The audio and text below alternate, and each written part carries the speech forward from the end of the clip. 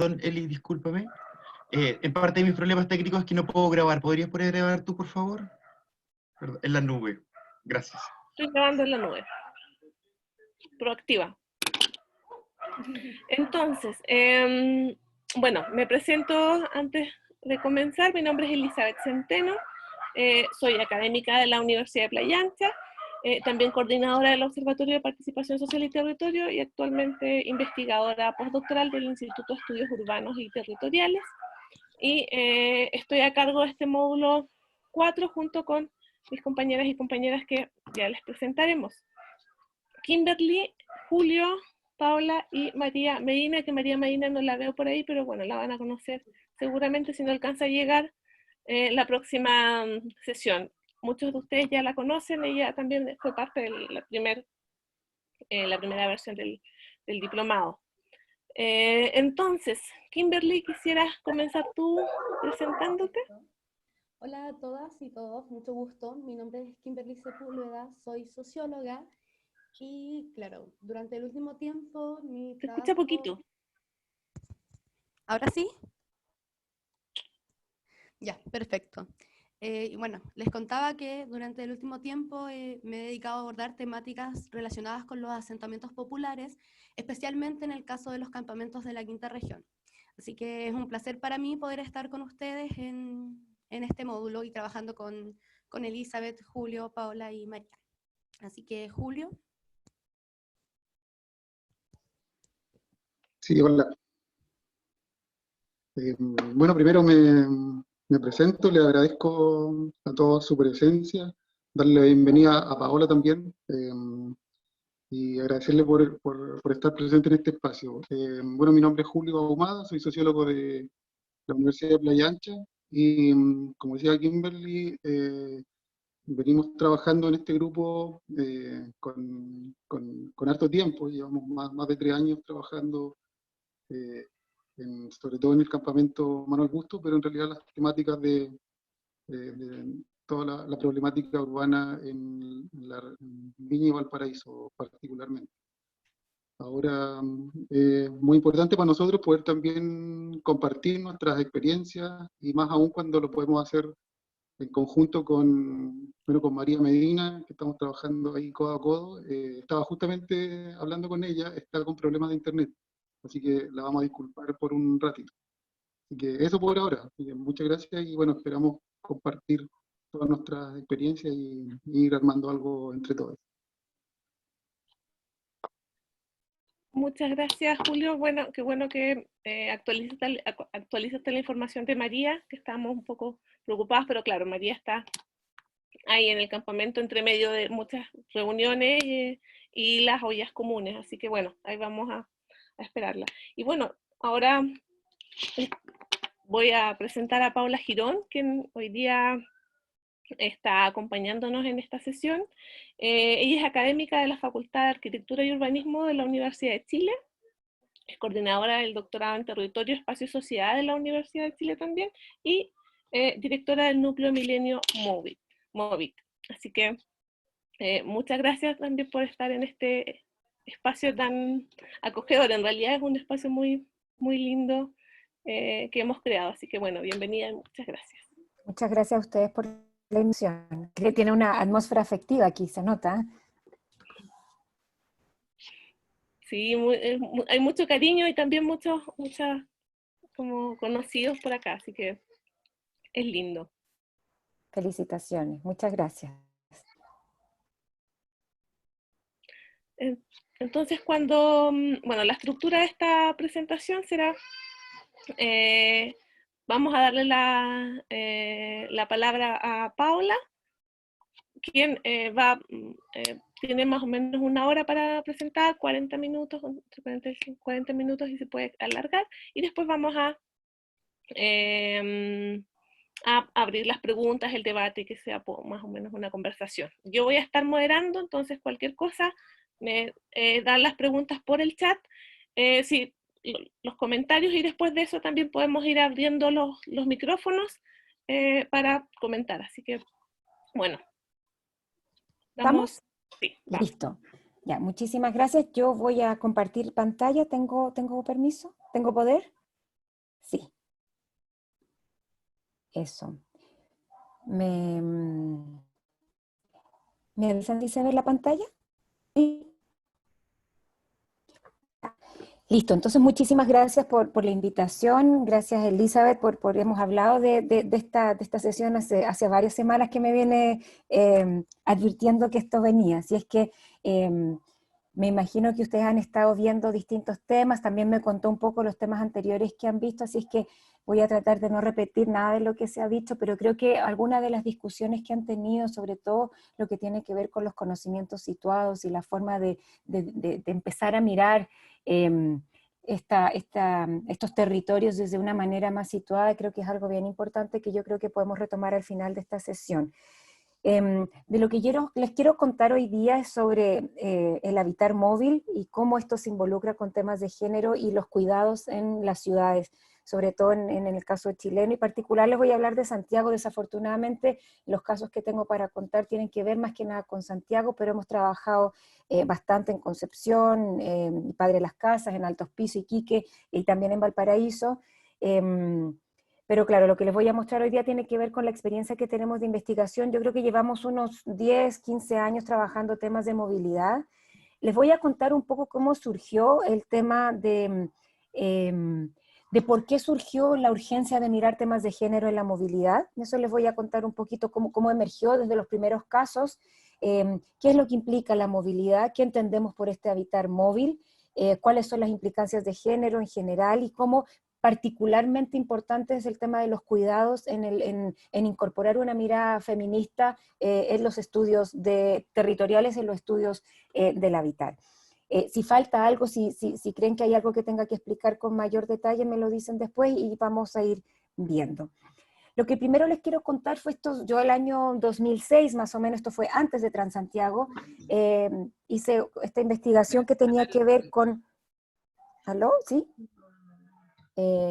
Aló, que se escucha el ruido, sobre cuáles eran las implicancias de moverse en la ciudad de Santiago. Entonces, les voy a presentar dos casos y que a partir de estos casos fuimos viendo la importancia de ver los temas de género. Él es Bernardo, tiene 40 años, está casado con Susana, ella trabaja de costurera desde su casa, tienen 3 hijos y viven en la población Santa Teresa, que es un conjunto de vivienda social en la Florida Alto.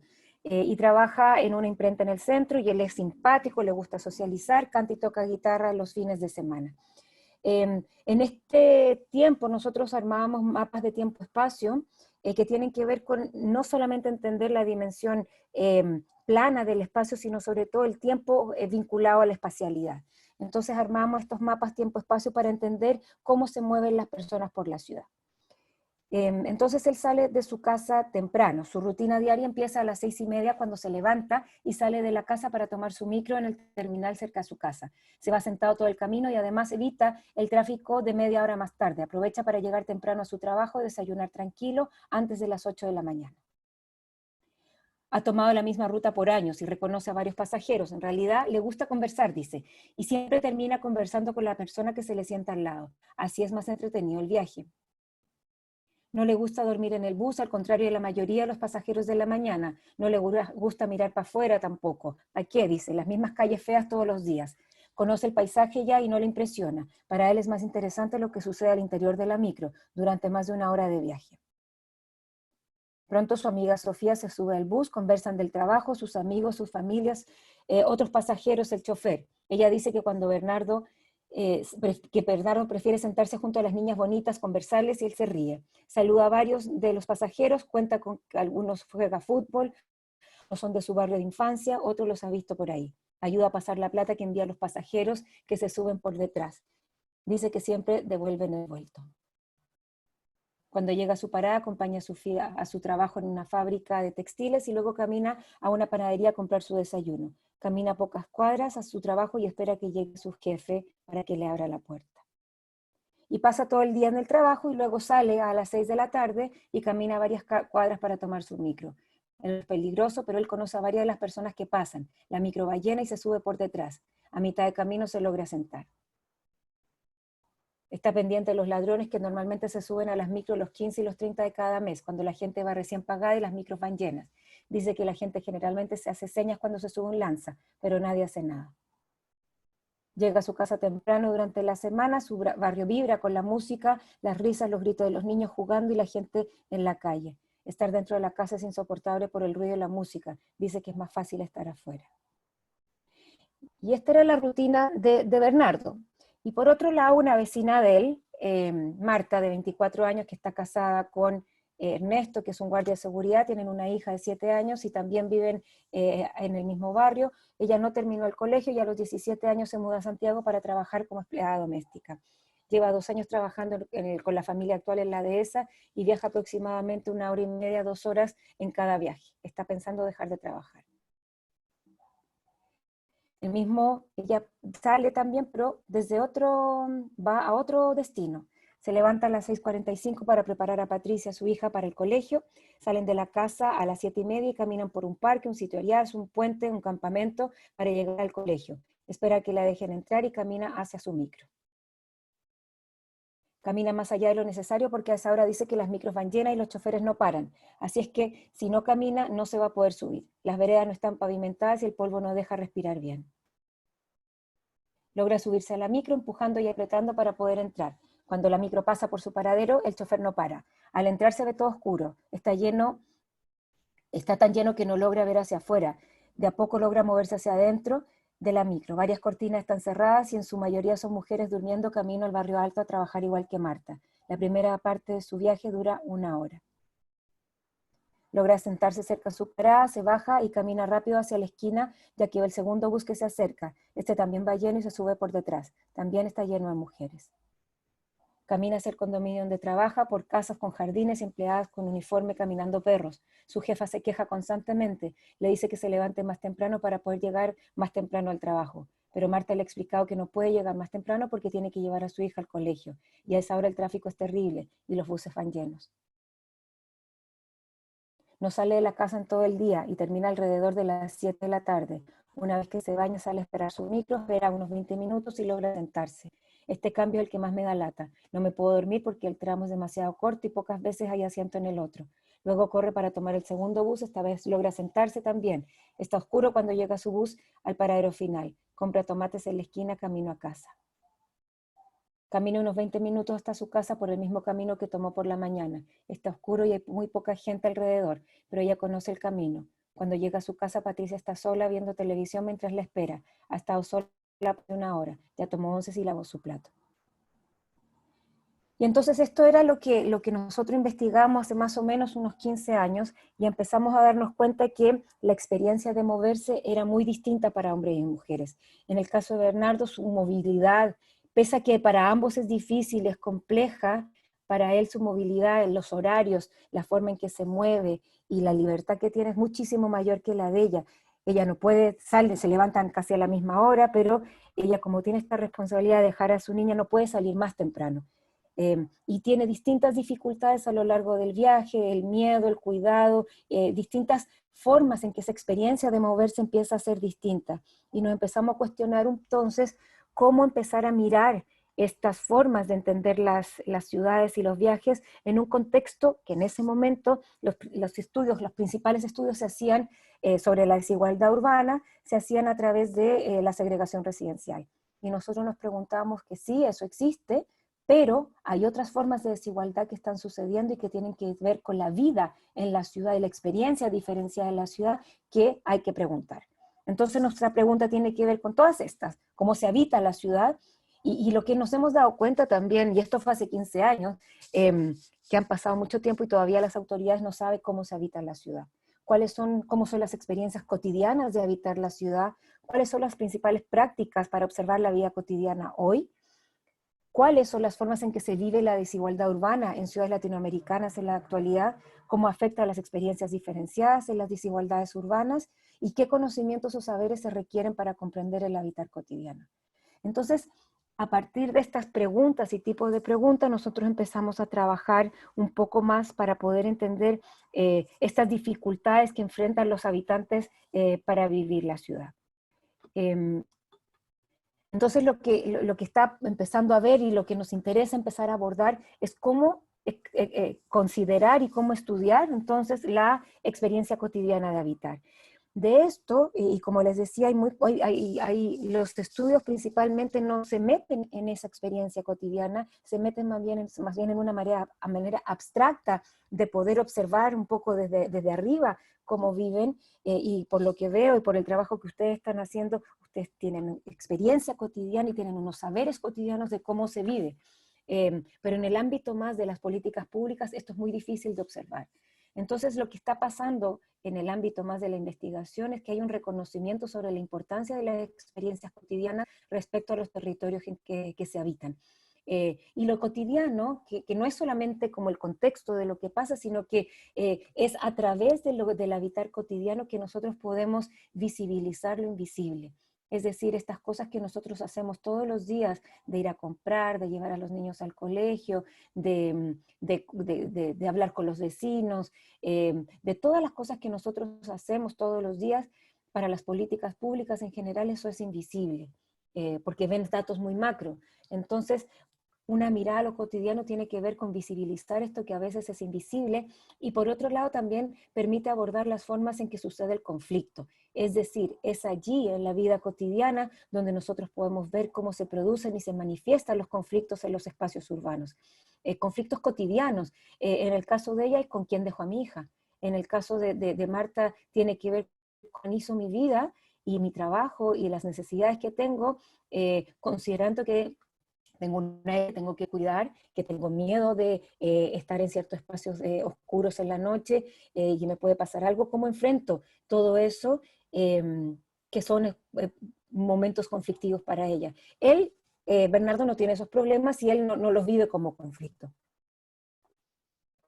Entonces la movilidad, la experiencia cotidiana también permite identificar las diversidades y las diferencias en la forma de vivir los espacios urbanos específicamente, según clase social, por ejemplo, o diferencias de género, como hombres y mujeres y entre mujeres viven estos espacios de manera diferenciada, entre la edad. No es lo mismo la experiencia cotidiana de los niños que de los adultos mayores, o de una mujer con guagua, o de una mujer embarazada, o de una mujer migrante, o un hombre migrante. Son todas experiencias muy distintas. O la etnicidad, o la sexualidad, qué pasa con las disidencias sexuales, cómo esas identidades tienen experiencias diferenciadas para vivir en la ciudad. Y cómo esta experiencia podría servir para implementar entonces intervenciones más adecuadas a las necesidades y realidades particulares. Lo que nos damos cuenta, y a partir de muchas evidencias desde distintas partes, es que las respuestas de las políticas públicas, sobre todo en términos de vivienda, transporte, infraestructura, no son adecuadas para la experiencia de las personas y siempre empiezan a modificarse, las viviendas se modifican y hay mucha queja sobre cómo estas intervenciones urbanas no llegan y no son adecuadas para las personas que las habitan. Entonces lo que hemos detectado es que hay problemas con la forma en que se estudia la desigualdad urbana. Como les decía, cuando nosotros empezamos estas investigaciones nos dábamos cuenta que las principales formas de estudiar la desigualdad urbana tiene que ver con homologar, es decir, hacer similar, que toda la desigualdad urbana se relaciona con la segregación residencial. Entonces muchos de los estudios en el ámbito urbano tienen que ver con segregación residencial, es decir, dónde habitan, cómo la residencia o la vivienda da cuenta de la forma fragmentada de que está la ciudad. Y eso existe y nosotros no lo negamos, eso es algo que sabemos que existe. Sin embargo, lo que empezamos a darnos cuenta es que estos estudios, generalmente usando bases de datos cuantitativos, ignoran qué es lo que pasa en la vida cotidiana de las personas frente a esto, cómo se vive esta segregación residencial, porque las personas tienen que salir a trabajar y nos hemos dado cuenta en pandemia lo que eso implica. ¿Qué pasa cuando los trabajos quedan lejos, cuando las infraestructuras no están, cuando hay que comer, cuando hay que cuidar a los vecinos? ¿Qué pasa con esa experiencia cotidiana que tiene las implicancias de esta segregación residencial? Entonces, en general, la experiencia urbana se ve como estática, como si todo esto sucediera solamente a nivel de vivienda, e ignora entonces las tendencias de los habitantes de ser crecientemente móviles. Y crecientemente móviles implica que no solamente suceden las cosas en el barrio, sino que hay unos entornos más inmediatos y más amplios también de la ciudad donde sucede la experiencia urbana. Entonces, los estudios de segregación residencial, con lo útil que son, ignoran otras formas de desigualdad que son más difíciles aún, pero relevantes de detectar, como podrían ser las diferencias y las desigualdades de género, por ejemplo. Y estas desigualdades de género son muy difíciles de analizar solamente con análisis de segregación, y ahí es donde entra cómo la experiencia cotidiana de habitar la ciudad tiene implicancias de género de manera importante. Es decir, las experiencias de hombres y mujeres de la ciudad son muy distintas por diversas razones, y entre mujeres también son muy distintas. Entonces, ¿cómo empezar a modificar esta forma de entender el territorio de un territorio fijo a un territorio que está en movimiento? Y ahí entonces entramos a esta nueva forma que hay en los estudios urbanos en general sobre el paradigma de la movilidad. Lo que implica este paradigma tiene que ver con que alrededor de los años 80 más o menos se empezó a cuestionar un poco el tema del territorio, y se empezó a ver que había una compresión de tiempo-espacio, es decir, se empieza a achicar la distancia y el tiempo. Nosotros, a partir del aumento de la tecnología, internet y todas estas tecnologías que tenemos disponibles, es más fácil viajar por el mundo, pero también en las ciudades, y empiezan a achicarse las escalas. Un mundo que antes, en los años 1500, por ejemplo, se veía mucho más amplio, hoy en día las distancias se achican porque podemos llegar a estos lugares de una manera más rápida. Entonces, ¿en qué consiste este paradigma de la movilidad? Es observar qué implicancias tiene estas formas más rápidas, más constantes de movernos en la vida cotidiana de las personas. Y en ese sentido, para que algunos se puedan mover, algunos se tienen que quedar fijos también. Entonces, ¿qué implicancias tiene eso en la vida? Y ahí observamos entonces la movilidad de las personas, cómo se mueven las personas en su día a día, pero también a nivel turístico, las migraciones, todo eso tiene implicancias en la vida cotidiana. Y también nos interesa observar los objetos con los que se mueven las personas, es decir, las mochilas, los bolsos, las ropas, los teléfonos, pero también cómo ciertos objetos se mueven solos. La implicancia, por ejemplo, que está teniendo ahora todo el sistema de delivery o todo el sistema de AliExpress o las grandes, todo el sistema tecnológico que ha aumentado la posibilidad de viajes y de los containers, cómo se mueven por el mundo, ha tenido unas implicancias importantes en la vida de las personas. También se mueven las tecnologías, y el aumento de internet, de telefonía móvil ha tenido una implicancia impresionante, y eso lo hemos visto en los últimos meses, cómo nosotros no solamente nos movemos físicamente, sino que las tecnologías nos permiten que yo pueda estar hoy día hablando con ustedes, pese a que estoy en Santiago. También se mueven las ideas y se mueven los conocimientos. Hay mucha circulación de conocimiento hoy en día, y eso también se hace mucho más posible a través de las tecnologías actuales. Sin embargo, pese a que podemos ser ubicuos, es decir, podemos estar presentes en distintos lugares al mismo tiempo, yo estoy aquí con ustedes en este momento, la copresencia sigue siendo fundamental. Es decir, que pese a que logramos transmitir esto que estamos haciendo ahora, probablemente el contacto físico sea todavía importante, y eso también es algo que nos ha develado esta pandemia. Y hay distintos tipos de movilidad. Hay movilidades virtuales, es decir, cómo yo me muevo a través de las tecnologías. Hay movilidades imaginativas, es decir, no sé, en Valparaíso, pero en el caso de Santiago, hasta antes de la pandemia, los bailarines K-pop, por ejemplo, que ven videos y escuchan música y se imaginan cómo es el baile K-pop, también logran y lo traducen a ciertos bailes y ciertas formas de imaginarse la vida y estos bailes aquí en Santiago. Esta cultura K-pop ha incidido de manera importante en la cultura de los jóvenes en Santiago y en otras ciudades también. También está la movilidad física, que es la que a mí me interesa de manera especial. Y hay distintos tipos de estudios de movilidad, como les decía, estudios de turismo, de migración, movilidad residencial, y los que a mí me interesa particularmente son los estudios de movilidad cotidiana.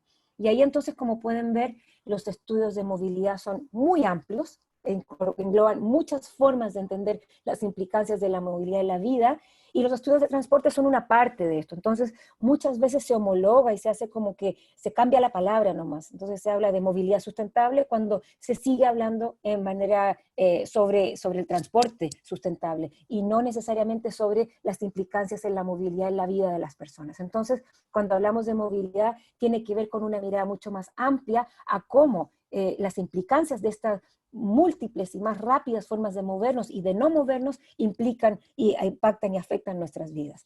Y esta movilidad es diferenciada, es decir, los viajes son distintos, las experiencias de movilidad son muy distintos dependiendo de las personas que la están viviendo. Y en este caso, como les mostraba, pese a que las dos personas viajan, y esto era hace 15 años, ya se han ido exacerbando estas diferencias, la experiencia de las mujeres es muy distinta a la experiencia de los hombres. Y entonces, algo muy importante es poder observar la desigualdad urbano-territorial desde la mirada de la movilidad. Entonces, el paradigma de la movilidad es un pensamiento que cuestiona formas tradicionales de comprender el movimiento en el tiempo-espacio, pasa de las miradas estáticas enfocadas solo en modos de moverse, y ya que estas desestiman las movilidades actuales que afectan la vida cotidiana. Nos lleva a un análisis relacional de la vida a partir de la movilidad cotidiana, de la vida cotidiana, y permite observar las prácticas de personas con objetos, ideas, conocimientos, tecnologías y sus implicancias y conocimientos. Entonces, la movilidad lo que hace no es un análisis por modos, es decir, auto, camión, transporte público, bicicleta, caminata, que es muchos análisis de transporte se hacen así, sino que trata de entender el trayecto y cómo se cruzan estos modos, porque yo personalmente soy multimodal. Camino al paradero de la micro, voy en micro, camino un poco más y me vuelvo en metro, por ejemplo. Yo personalmente uso distintos modos, entonces un análisis por modo no me ayuda a entender las implicancias de la movilidad en la vida cotidiana. Y este habitar cotidiano sucede en movimiento, entonces por ello las movilidades son fundamentales en la vida cotidiana, y ahí entonces analizamos, como decía, el trayecto, desde el origen al destino, desde el momento en que se sale de la casa hasta un punto final, pero también cuáles son las decisiones que yo tomo antes de salir de la casa. Por ejemplo, si yo voy a estar caminando, probablemente no use tacones, o si voy a salir con mi hija, probablemente tenga otras precauciones, o si tengo que ir a muchas partes, quizás no voy en transporte público y voy en auto, voy en bicicleta. Uno va tomando decisiones antes de salir, y por otro lado, estos viajes también tienen consecuencias. Entonces lo que nosotros analizamos es el trayecto, las rutinas, qué es lo que pasa en el movimiento, cuánto gasto, cómo me muevo, qué modo, todo lo que sucede en el viaje. Luego pregunto sobre la experiencia que genera este viaje, cuáles son, para muchas mujeres, andar en micro, en metro, puede ser el manoseo en el metro, la violencia que existe en ciertos espacios, son muy importantes, y lo que implica las consecuencias del viaje, qué significado tiene para muchas personas. Para mucha gente viajar, no sé, el miedo de enfrentar llegar tarde a la casa implica o que no sale, o que le pide a alguien que la vaya a recoger al paradero, o tiene implicaciones en que no salgo más o uso otros modos. Entonces, lo que analizamos es lo que sucede antes, durante y después del viaje. Y entonces esta experiencia es fundamental, y los trayectos se pueden realizan con más de un modo de transporte, y lo que nosotros entendemos esto es como un continuo, donde se desarrolla la experiencia del viaje, e incluye analizar el cuerpo, y el cuerpo aquí es muy, muy importante porque los cuerpos en el espacio tienen experiencias muy distintas. Un cuerpo de un niño tiene una experiencia muy distinta que un cuerpo de un adulto mayor, de una mujer. El espacio que se relaciona con este cuerpo, los otros viajeros y cómo se relaciona con uno mismo, las cosas que están moviéndose, las estrategias que se despliegan y la forma en que las personas, las cosas y las ideas son afectadas. Entonces nosotros, cuando observamos esta experiencia de movilidad, observamos el conjunto de lo que sucede en el cuerpo con el espacio y las múltiples cosas que están sucediendo. Entonces no solo analizamos lo que la gente dice, sino que sobre todo analizamos lo que la gente hace, y cómo eso lo tenemos que ir observando y mirando de manera muy cerca. Y Y entonces estos espacios donde se experimenta la ciudad, nosotros también lo entendemos como espacio público. Entonces el espacio público no solamente son las plazas y los parques, sino que la calle, las veredas, las pasarelas, todos los espacios son importantes de considerar desde esta mirada de movilidad. Y desde esta mirada de movilidad, entonces, sobre todos estos espacios que son la vereda o las pasarelas que hay en Santiago, hay unas pasarelas que son del terror porque da miedo moverse a través de esas pasarelas de noche. Entonces, ¿cómo estos espacios son apropiados y significados a partir de la relación de la movilidad? Y entonces, tradicionalmente, como les decía, se analizan las plazas y los parques, pero desde la movilidad empezamos a incluir otros espacios que también son importantes, como los paraderos, las veredas, las pasarelas y la infraestructura que conecta las distintas espacialidades de la ciudad. Entonces, una mirada de movilidad amplía la mirada de lo urbano y une estas miradas que son diferenciadas de la vivienda, separada de los otros espacios, y empieza a unir y entender un habitar más complejo. Estos son ejemplos de estas distintas espacialidades, y lo que nosotros hacemos entonces es, en síntesis, este habitar móvil trata de observar cómo la movilidad transforma la forma en que vivimos en la actualidad, y que la movilidad va más allá del transporte, y la importancia que tiene este trayecto, este continuo de trayecto que estamos viendo, y cómo entonces amplían las formas en que observamos. Eso entonces es para explicarle un poco lo que es la movilidad, y entonces cómo esta experiencia de movilidad tenemos que observarla con lupa porque no es igual para todos. Entonces, para nosotros este habitar en red, que es este dibujo que tengo aquí, tiene que ver con que no solo analizamos la vivienda. Yo trabajo en el Instituto de la Vivienda de la Universidad de Chile, y esta mirada que nosotros estamos entendiendo, pasamos a entender no solo la vivienda, sino pasamos a entender la vivienda a entender el habitar. Pasamos a entender un objeto, que es muy importante, a entender la relación del habitante con ese objeto. Y eso es el habitar. Y el habitar cotidiano es muy importante en la vivienda, pero también el colegio de los niños, donde voy a trabajar, donde me junto con mis compañeros, el médico, y toda la relación que tiene con las distintas infraestructuras y cómo se unen esas distintas infraestructuras y servicios que hay en la ciudad. Entonces, no se limita al barrio, sino a la relación con la vivienda, el barrio y el resto de la ciudad. Y como esa experiencia es diferenciada, esta mirada de género implica entender cómo la diferencia entre hombres y mujeres, niños y niñas, tiene implicancias en la forma en que experienciamos la ciudad. Entonces, en este contexto, nosotros hacemos distintas preguntas. Y para poder entender esta experiencia diferenciada, preguntamos, ¿quién se mueve primero? ¿Es un hombre, es una mujer, es un niño, es un migrante? ¿Cuáles son sus condiciones cuáles son sus identidades, sus características? ¿Con quién se mueve? La encuesta origen-destino, que es el principal herramienta de la planificación del transporte, no pregunta con quién se mueve uno, asume que cada uno se mueve solo, mientras que lo que nosotros vemos es que cada vez nos vamos moviendo con más personas. ¿Cómo se mueven las personas? ¿Cómo se hacen significativas formas particulares de movilidad? ¿Qué otros? Perdón, que había un mensaje en el chat que pensaba que se me estaba acabando el tiempo. ¿Cómo se hacen significativas formas particulares de movilidad?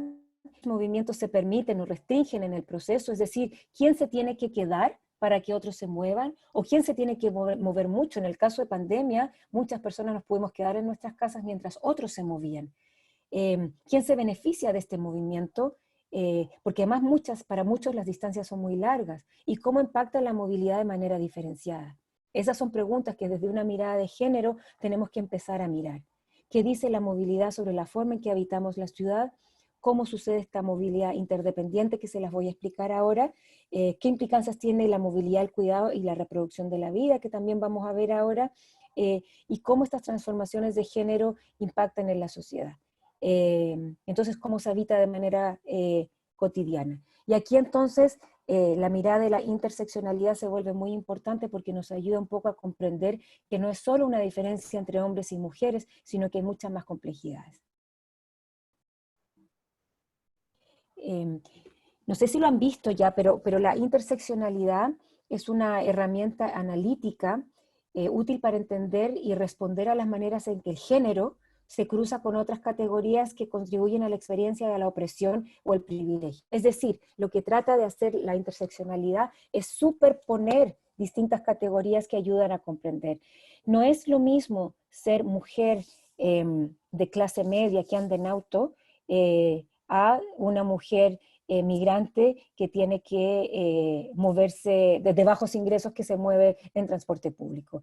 Entonces, en el caso de lo que nosotros estamos viviendo, se van superponiendo categorías. Entonces, en algunos casos, ser mujer joven con niños es mucho más complejo que ser mujer sola sin niños. Y ahí entonces, todas estas otras dimensiones que son de sexo, género, raza, clase, sexualidad, edad, capacidad diferenciada, todas estas otras múltiples identidades se van superponiendo y haciendo que la desigualdad sea no solamente de género, sino mucho más compleja.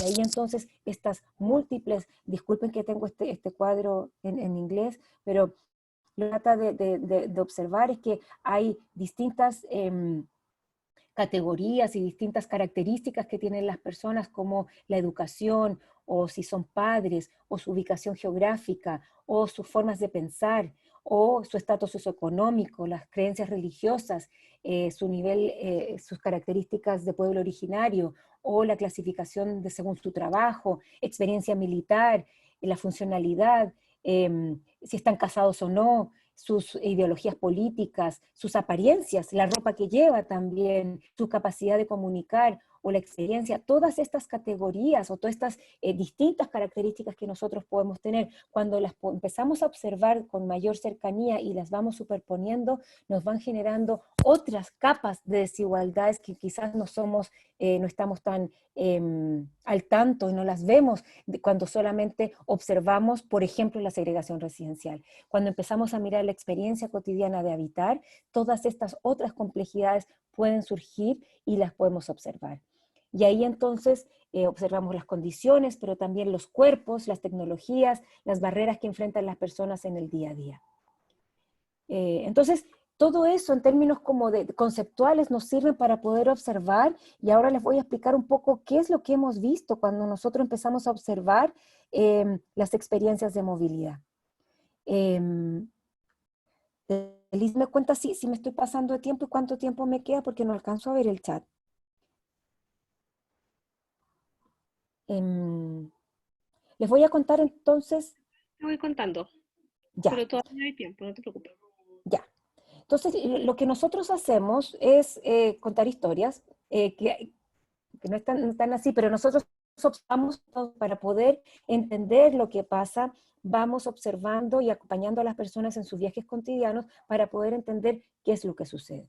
Y hemos hecho mucho esto en muchos lugares distintos, en muchos tiempos distintos, con personas de distintas características, y al final llegamos a ciertas conclusiones y yo les voy a ir contando cómo esto fue surgiendo. Este es el caso de Silvia. Silvia vive en Chicureo, es una persona de ingresos altos, tiene 2 autos, su marido gana más de 5 millones de pesos, entonces yo pensaba que esta persona, a partir también de este caso, empezamos a mirar que hay ciertas cosas que cruzan, sobre todo en temas de movilidad, que cruzan niveles socioeconómicos. Entonces, Silvia, como les decía, vive en Chicureo. Estos 2 puntos que ponemos aquí son las 2 personas que trabajan en la casa de ella, ayudándola con la cocina y con la limpieza de la casa. Ella trabaja media jornada todos los días y lo que hace es que se turna con sus vecinas del condominio para ir a buscar a los niños, a dejar y a buscar a los niños al colegio todos los días. Entonces, a una le toca el lunes, a otra le toca el martes, a otra le toca el miércoles, a ella, Silvia, le toca los jueves y a otra le toca el viernes. El día que nosotros la acompañamos es un jueves. Entonces, ella sale de su casa en auto temprano en la mañana, como tiene 3 hijos, y los va a dejar al colegio. Y luego vuelve a la casa, toma desayuno, y luego, justo este día que nosotros la acompañamos, ella tenía un paseo de curso con los niños de kinder de su hijo menor, y llegaron al colegio, y llegaron las otras mamás a llevar a los niños a la fábrica de galletas donde iban a ir ese día. Entonces todos se van con los niños a la fábrica de galletas, hacen su paseo de curso, comen muchas galletas y luego vuelven al colegio. Y ella, su hijo se enferma de la guata, entonces se queda en la casa y lo lleva a la casa ese día. A las 12 del día va al colegio y va a buscar a todos los niños que están en el kinder, que son de su responsabilidad, lleva a 3 niños y los lleva a la casa, los lleva a cada una de sus casas y luego almuerza en su casa y a las 3 de la tarde va a buscar, vuelve a su casa, a las 3 de la tarde vuelve a buscar a los niños de básica, los lleva en el auto y los deja cada uno en sus casas, vuelve a su casa, toman onces y luego a las 5 de la tarde va a buscar al siguiente grupo, que es los niños de media, los lleva a cada una de sus casas y luego vuelve. Este es solamente su día jueves.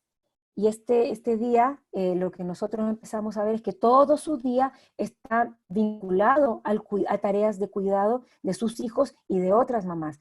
Lo que ella hace es que comparte el cuidado de los hijos con las otras mamás de su barrio para poder turnarse y poder hacer esto más eficiente. El marido no se entera de nada de lo que está sucediendo durante este día y ella resuelve todas las labores de cuidado sola, con las 2 personas que están en la casa también, pero además con su red de apoyo que está funcionando. Entonces, lo que empezamos a ver es que en general las decisiones de movilidad, toda esta experiencia de moverse está altamente influenciada por las labores de cuidado y que su movilidad y su libertad está condicionada por las tareas de cuidado que ella está viendo. Y ese fue un caso que bueno, nosotros empezamos a ver que ahí pasaba algo con los temas de cuidado. Este es el caso de Gladys. Gladys vive en Maipú, ella está casada con Carlos y ellos son una familia de ingresos medios o medios bajos y lo que ellos decidieron una vez que su hija empezó a ir al jardín, empezaron a ver que era mucho más fácil andar en auto porque si no pasaba mucho frío en la mañana y no querían que ella anduviera en transporte público. Entonces lo que ellos hacen es que salen de la casa temprano y van a la casa de los papás de ella, recogen a su sobrino, lo dejan en su jardín infantil y luego van a dejar el jardín infantil de la hija.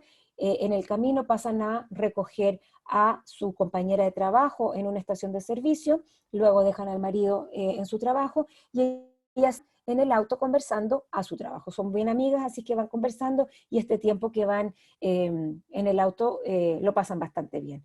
Ella trabaja todo el día y por la tarde pasa a buscar a su hija a la casa de los papás y se va a su casa, ¿ya?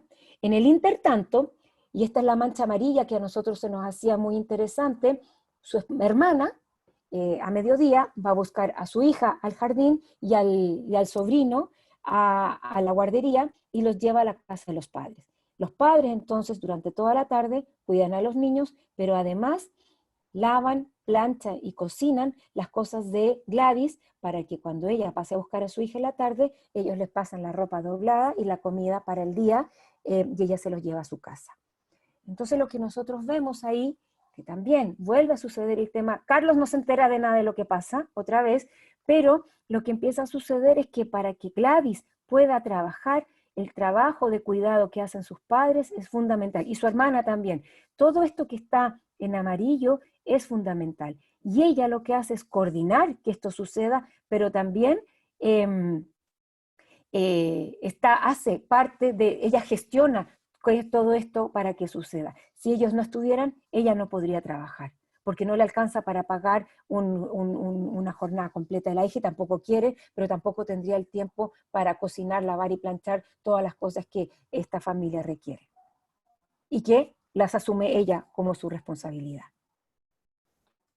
Este es otro caso también de ingresos medios que se los voy a contar un poquito más rápido porque tiene que ver con el auto y cómo el auto, pese a ser una herramienta que muchas veces es pensada como una herramienta de libertad, no siempre es así.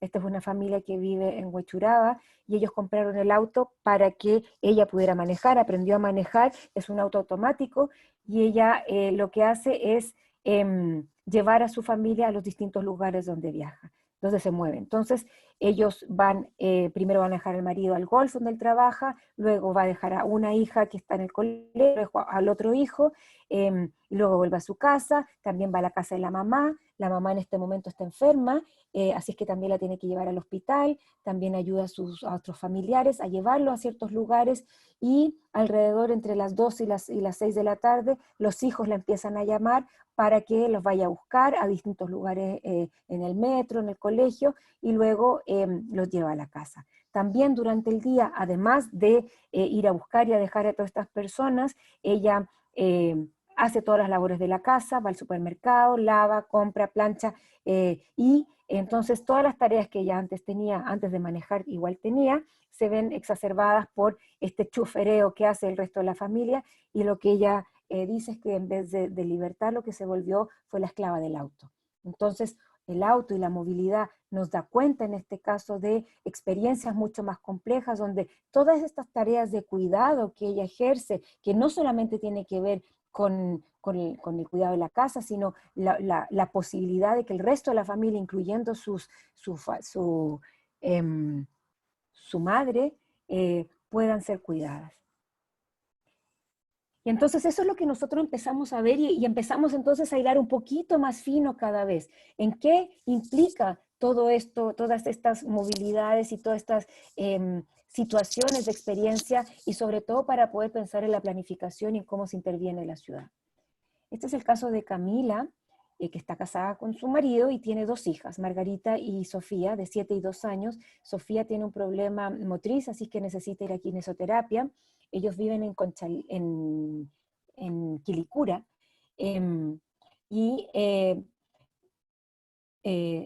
ella sale muy temprano de la casa para llevar a su niña al colegio. Ella, en vez de llevar el coche, la lleva en brazo porque la caminata de la casa al paradero es muy difícil, entonces no está pavimentado, entonces es muy difícil andar en coche. Y lo que ella hace es caminar y llega a un paradero que no existe, las micros no paran, y cuando paran está el torniquete que hace muy difícil pasar con 2 niñas, y las bolsas que ella lleva, cuando logra subirse, generalmente va atrasada, llega tarde al colegio de su hija, aunque salga más temprano, siempre es muy difícil moverse en este sector de Quilicura. Cuando deja a la niña, luego se va con su hija al centro médico, le hace los tratamientos, hace algunos trámites, va de compras, vuelve a la 1 a buscar a la niña al colegio, a Margarita, y vuelve a su casa, donde almuerzan y duermen un poquito de siesta las niñas, y luego ella vive muy cerca a su suegra. Este dibujo no está hecho a escala, pero se van caminando a la casa de la suegra para que le cuide a sus hijas mientras ella trabaja. Ella escogió un trabajo que le permite estar con sus hijas en el día, sobre todo la más pequeña, y entonces trabaja solo o en la tarde, desde 5 hasta las 10 de la noche. De ahí se toma un bus, trabaja, y a las 10 de la noche se vuelve en paradero, que le da mucho susto, entonces su marido la tiene que ir a buscar al paradero para no poder, para evitar cualquier problema de seguridad. Vuelven a la casa de la suegra y se van caminando con las niñas a su casa casi a medianoche. Esta es la experiencia cotidiana de ella. Ella se mueve todo el día y es bastante pesado para ella llevar el cuidado de las niñas, pero además trabajar. Su marido, en el intertanto, sale de la casa, va a trabajar y vuelve. ¿Ya? Este trabajo, esta forma de viaje se le denomina un viaje pendular, es decir, va y viene. Y la planificación de transporte en general está pensada para este hombre tradicional o tipo universal. En el mundo de la arquitectura se habla de modulor, es una persona tipo para quien se planifica tanto el transporte como la planificación urbana. No se planifica para esta complejidad de vida que tiene Camila todos los días, porque son viajes cortos. Entonces, generalmente las mujeres realizan viajes más cortos, múltiples viajes, y no tan lejos de la casa, mientras que los hombres van y vienen, y es hasta esta es la lógica que hay detrás de la planificación de transporte, porque el propósito que la mayoría de los hombres viaja así son los que dominan entonces en la planificación. Y entonces lo que nosotros estamos tratando de explicar es cómo esta experiencia cotidiana se traduce dentro de la planificación urbana y de transporte, porque no se ve. toda esta complejidad que ella tiene todos los días y la complejidad de los otros casos que veíamos no son los que se ven. Entonces, ¿qué es lo que habla esto sobre la movilidad del cuidado? Entonces, cómo el género, la diversidad y la movilidad están bastante vinculados. Es decir, que la experiencia cotidiana de moverse claramente tiene implicancias distintas para hombres y para mujeres, porque sus experiencias de vida son distintas, sus roles de género son distintos y las responsabilidades en lo cotidiano son muy distintas. Y esto genera un concepto que nosotros denominamos de interdependencia. Es decir, que las movilidades no son lógicas, racionales e independientes, como lo piensa la ingeniería de transporte, son bastante ilógicas. Este tipo de viaje no se entiende mucho, no se entiende toda esta complejidad si uno no entiende que tiene 2 hijas y que tiene todas estas cosas que hacer.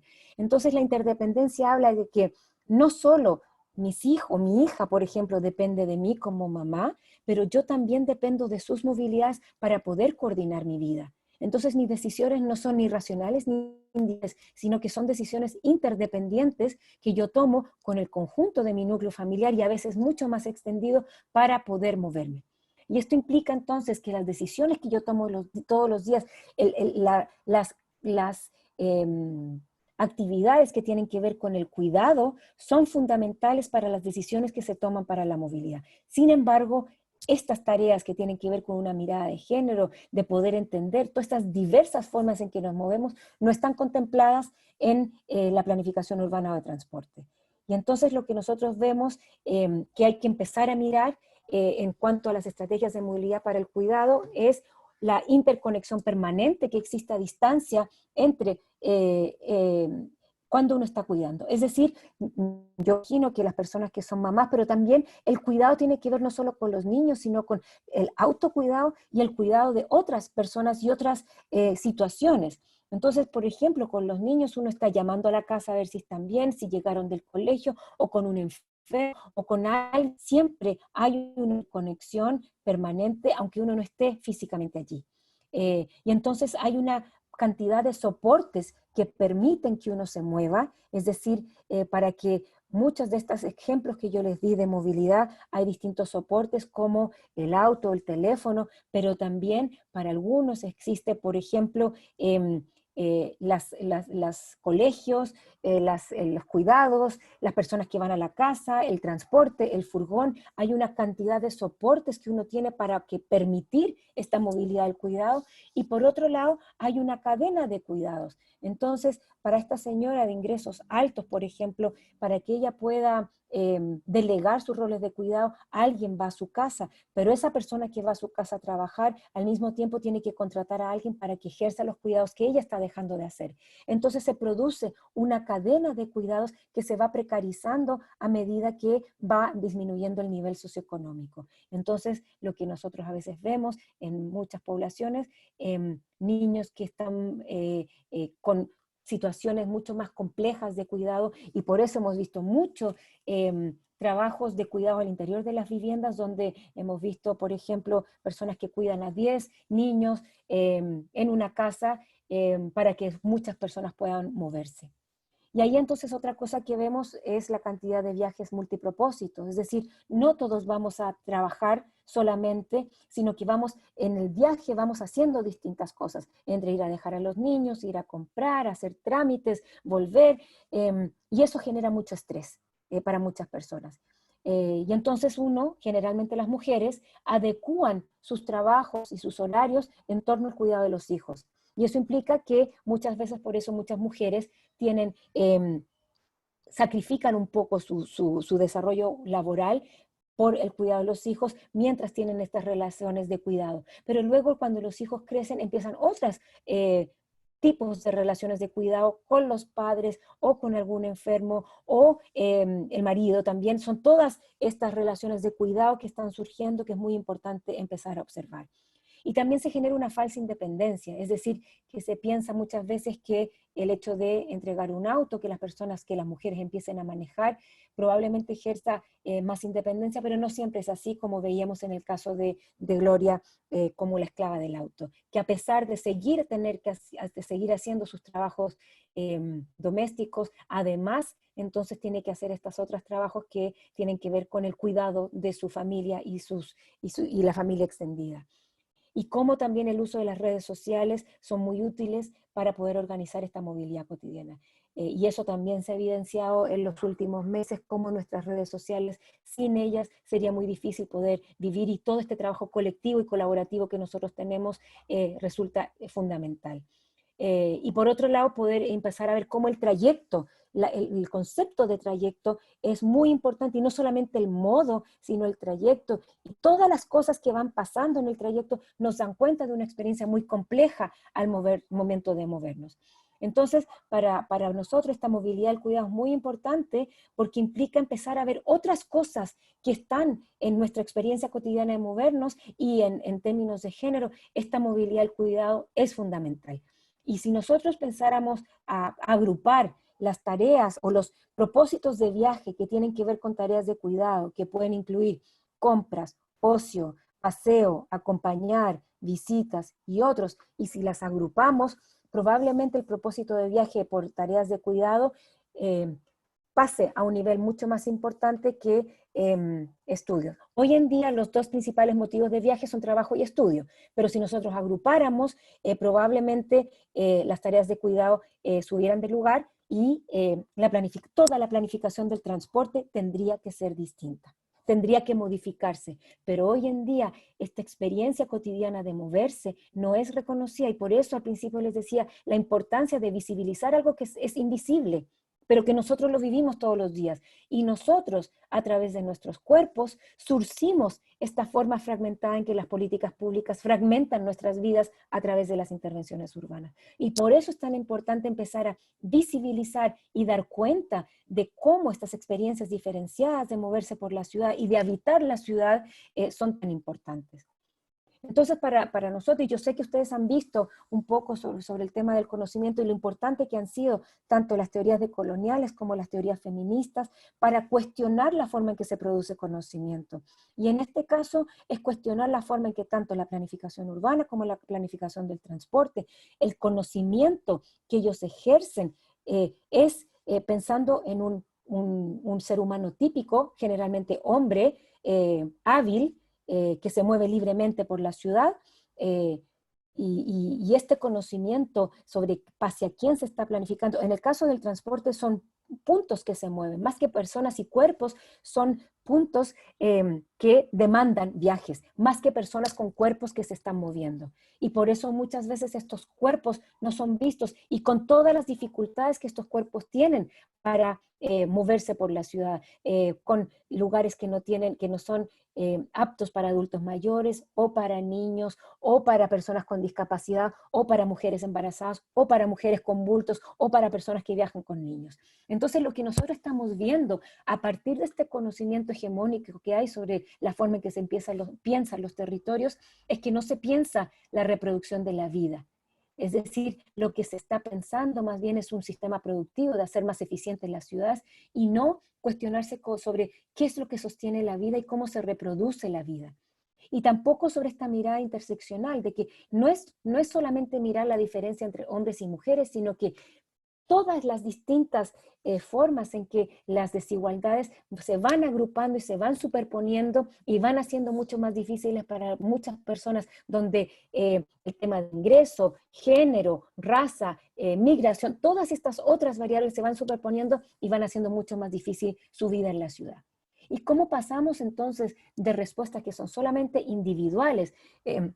En el ámbito también feminista, lo que se está hablando mucho es sobre la remuneración del trabajo doméstico, pero esa respuesta, que es muy importante que se reconozca el trabajo doméstico y todo el tema de los cuidados, es una solución individual, y lo que necesitamos empezar a ver es formas colectivas de dar respuesta a estos problemas, porque si los seguimos individualizando, vamos a seguir siendo las mujeres las que vamos a estar a cargo de la responsabilidad constante de todos los cuidados que tienen que ver la reproducción de la vida.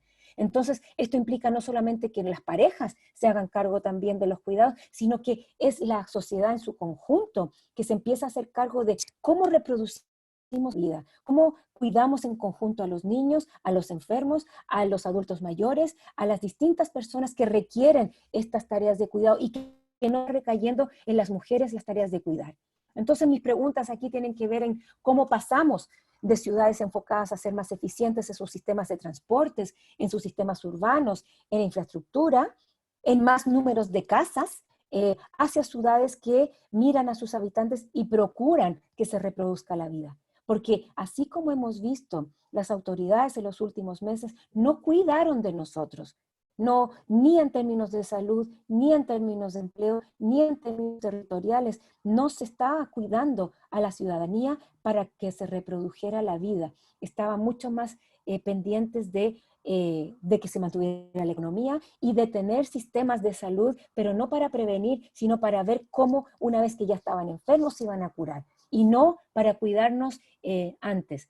Entonces, ¿cómo cuidamos no solo a los humanos entre nosotros, que es parte importante de lo que vimos hoy, pero también a los no humanos, como el medio ambiente, a las mascotas, a las basuras? Todo el tema, todo el sistema de recolección de basura es un tema que se ve casi escondido en la ciudad, cuando es fundamental para que nosotros nos podamos reproducir y cuidarnos como sociedad. El tema de la comida y la alimentación, se viene un problema severo con el tema de la comida y cómo aumentamos con formas de alimentación que sean más sanas, y lo que vemos en los supermercados, sobre todo en la periferia de Santiago, por lo menos, gran parte de los supermercados, la mayor parte de sus comidas son con sellos negros, más que en el barrio alto, donde hay otro tipo de comida más saludable.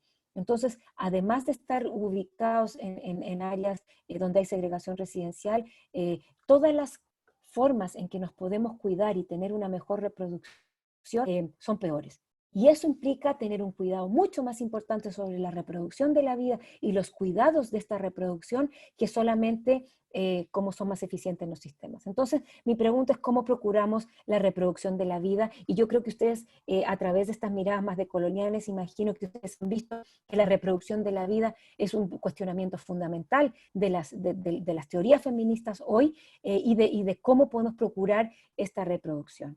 Entonces, ¿qué implica estas ciudades que cuidan, que nosotros que estamos hablando? Y empezar a mirar otros elementos. Entonces, ¿cuáles son las prácticas de cuidado? Que unas tienen que ver con el cuidado de los niños, que es muy, muy importante, pero también están los otros cuidados que les decía. El primero es el autocuidado, porque muchas de estas mujeres, que lo que hemos visto es que tienen un muy alto nivel de estrés, muy poco autocuidado y muy poca capacidad también de cuidarse. Y los espacios que hay para cuidarse generalmente son colectivos, de poder hablar con otros, y muchas veces al estar tan pendientes de sus cuidados de los niños y de la familia, están muy aisladas, solas. Entonces también cuidar a los familiares, a la familia extendida, a los amigos, a los vecinos, a la comunidad, pero también cuáles son estas prácticas de cuidado que tienen que ver con la reproducción de la vida en general, la coordinación de la vida y todo eso. Los lugares de cuidado, que además de las casas, también pueden ser los espacios colectivos, y cómo puede que, y quizás a alguno de ustedes no les guste lo que quiero decir, pero a veces puede que unas viviendas de 30, 40 metros cuadrados no sean tan terribles si los equipamientos en torno a las viviendas son adecuados y existen espacios para la diversión, para la compartir, para hacer cuidados colectivos, para las otras funciones, el lavado, para que puedan ser colectivizados y no aislados. Entonces también hay otros lugares de cuidado como los colegios, las enfermerías. Todos esos son espacios de cuidado que tienen que ser vistos territorialmente y no solamente como lugares de salud o lugares de educación. ¿Qué pasa con las materialidades de los cuidados? Lo que nosotros vemos y en Valparaíso es muy evidente: las escaleras, los ascensores, las calles, requieren de materialidades de mejor calidad para que las distintas personas, sean niños, adultos mayores, personas en sillas de ruedas, puedan moverse mejor. ¿Quiénes son los sujetos de cuidado? Como le decía, empezando por nosotros mismos, pero también los niños y otras personas que requieren cuidados, y cómo entonces empezar a mirar este habitar móvil a partir de la movilidad del cuidado. Es decir, cómo este habitar requiere entender que estos cuidados van sucediendo no solo en la casa, de manera individual, sino de manera colectiva a medida que nos vamos moviendo por la ciudad. Y entonces esto, como de lo que tratamos de ver hoy día es, uno, recoger la importancia de la vida cotidiana, que es donde realmente es muchas veces invisible y donde hay mucho conflicto que hay que empezar a mirarlo. ¿Cómo es entonces este habitar cotidiano a partir de la movilidad, que crecientemente nuestro habitar no es fijo, sino que es móvil? ¿Cómo empezar a observar lo que las autoridades, los políticos y los expertos no ven, lo que no se ve? Todo lo que se ha dicho en el último año es que no lo vimos venir. Pero todo esto era muy evidente para las personas que lo habitan. Nosotros en nuestras vidas cotidianas enfrentamos todo, la vivienda, la salud, la educación, las pensiones, el aumento de los 30 pesos en el transporte público tiene que ver con eso. No es solamente que tiene que ver con un problema de transporte, ese aumento impacta toda la vida cotidiana. Y eso es lo que no se vio. Y eso es lo que es fundamental empezar a mirar. Cómo entonces aquí el aporte de las teorías feministas, y no solamente de la diferencia de género, sino lo que hacen las teorías feministas es cuestionar de una manera muy profunda la forma hegemónica que está pensado, en este caso la ciudad, que está pensada por hombres, generalmente para hombres. Entonces estamos cuestionando cómo se produce el conocimiento, estamos cuestionando eso y cómo pasar a la reproducción de la vida, la interseccionalidad que les decía es muy importante. Es muy importante empezar a colectivizar las respuestas, porque nuestro sistema neoliberal, que nosotros como que estamos acostumbrados, que la respuesta la vamos a tener que asumir individualmente. Y yo creo que nos requerimos, y en este proceso que vamos a enfrentar en los próximos años, cómo empezar a hacer colectivas ciertas respuestas. Y entonces cómo reconocer la vida cotidiana para implementar intervenciones que sean más situadas y más arraigadas a los territorios que estamos viviendo. Eso entonces, eso es lo que les quería contar, no sé si me pasé mucho. No, muchas gracias, Paula. Ha generado mucho debate en el chat, así que... No lo vi, lo siento, no alcancé Ahora a ver. voy a empezar un poco. Philip comentaba distintas partes de la presentación, como por ejemplo hablaba acerca de los datos personales, de cómo la movilidad de los datos personales, financieros, algoritmos, perfiles de consumo y actividades, y cómo todos estos elementos son móviles. Bueno, después tal vez le damos la palabra a quienes quieren participar, y ahí Felipe puede, y varios más pueden ir comentando presencialmente. Yo voy a leer algunas preguntas que surgieron en el chat. Melanie pregunta, si es malo que sean distintas las formas de transportarse. Se entiende que hay que mejorar los puntos de donde hay discriminación y malas condiciones, pero la búsqueda es normalizar las formas de moverse. No, al contrario, es reconocerlas. Más que cambiarlas, primero reconocerlas. Hay días que yo ando en auto, hay días que ando en bici, hay días que camino, y vivo en un lugar que soy privilegiado, donde puedo tomar transporte público a 10 minutos de mi casa y puedo andar en metro. El tema es cómo abrir opciones. Hay una discusión hoy en día, sobre todo aquí en Santiago, de que una movilidad más sustentable sería en bicicleta o caminando. Y puede que sí, pero a mí me preguntaron el otro día cuándo había dejado de andar en bicicleta. Y yo dejé de andar en bicicleta cuando nació mi hija. Uno, por miedo a que nos pasara algo juntas, pero también miedo a que me pasara algo a mí. Y si yo me muero o me pasa algo, ¿qué le pasa a mi hija? Entonces, hay una cosa que no sé si es generalizado, yo lo vivo, pero no sé si todas las mujeres tenemos ese miedo. Entonces, hay un miedo porque esta ciudad es muy violenta, y hay un miedo que me pase algo, porque no están las condiciones para que las mujeres anden solas, en bici, con o sin niños. Hombres sí lo hacen, quizás tienen menos miedo, pero yo tomé esa decisión cuando nació mi hija y algo pasó. Yo andaba en bici aguerrida antes y no me importaba. Algo pasa para las mujeres cuando tienen hijos. Entonces, pero yo lo que deseo es la posibilidad de que todas tengan la posibilidad de escoger. Eso es. No es que creo que el transporte público es mejor que el transporte privado, pero también es posible que las personas que ahora quieren tener auto también puedan tenerlo y que lo puedan usar, porque también se demoniza como si el auto sea lo mejor. Nosotros, sobre todo en poblaciones en Santiago, personas que adquieren un automóvil, les cambia la vida. pero de una manera impresionante. ¿Y por qué no? Entonces, ¿cómo, en vez de restringirlo, cómo hacemos que sea más racional el uso o más sustentable? Es decir, si yo uso el auto para ir al supermercado, porque no quiero andar con bolsa, pero solamente lo uso el fin de semana para ir a la feria del supermercado y para ir a viajes. Y en general, si todo el mundo usara eso, las calles estarían mucho más descongestionadas. En Santiago el metro llega a todas partes, es posible andar en transporte público. O si alguien quiere andar en bicicleta, entonces no es para nada, es que todos usemos el mismo modo, sino que haya más opciones, pero es reconocer, en el caso de Santiago, y yo también hemos tenido muchos estudiantes que han analizado el caso de Valparaíso, hay severas dificultades, entonces, ¿cómo mejorarlas? Sobre todo en los cerros, en las escaleras, en todas estas otras formas que ustedes tienen allí, que no es lo mismo que Santiago. Entonces, alguna solución que pueda ser adecuada para Santiago, claramente no les va a servir a ustedes en Valparaíso. Claramente no. Entonces, ¿cómo reconocer y situar? Que cuando hablamos de los conocimientos situados, tiene que ver un poco con desde dónde me paro para hacer. Lo que yo pueda decir de Santiago no les va a servir y como todas las políticas públicas se definen desde aquí, claramente no sirven, porque no están pensadas de una manera más local. Entonces quizás a ustedes no les sirva un sistema de bicicleta para los cerros. Yo nunca me subo a los cerros en bicicleta, pero ustedes verán, porque yo creo que los porteños tienen otra lógica. No tengo esas piernas ya. Lucrecia pregunta si consideras que tu mirada es feminista y por qué. Yo creo que la mirada feminista, hay una diferencia entre lo que es el activismo feminista y lo que es las implicancias feministas en el conocimiento. Mi mirada tiene que ver con una mirada feminista porque cuestiona las bases el origen, las bases del conocimiento, el conocimiento en general, y eso es una de las posturas y lo que ha hecho radical el movimiento feminista. Ha cuestionado la forma en que se piensa, porque generalmente no se piensa, hay una división, hay un pensamiento dicotómico, es decir, se separa la cabeza del cuerpo, se separa lo público de lo privado, se separa lo productivo de lo reproductivo, se separa, todo el pensamiento que generalmente es masculino es dividido.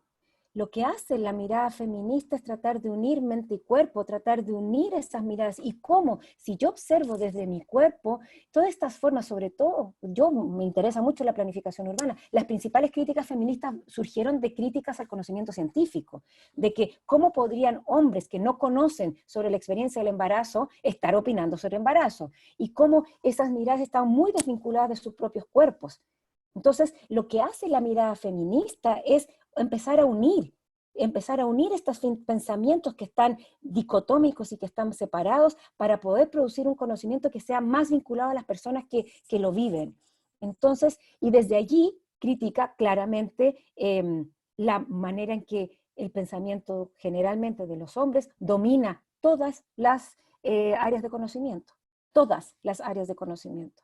En el campo en el que yo estoy, que tiene que ver con la ingeniería de transporte y la planificación urbana, las voces de las mujeres no han estado, ni desde sus experiencias, ni desde lo que una mujer pueda pensar sobre el transporte. Entonces, y desde la base, han visto ese cuadro de Da Vinci de Vitruvio, es un hombre perfecto.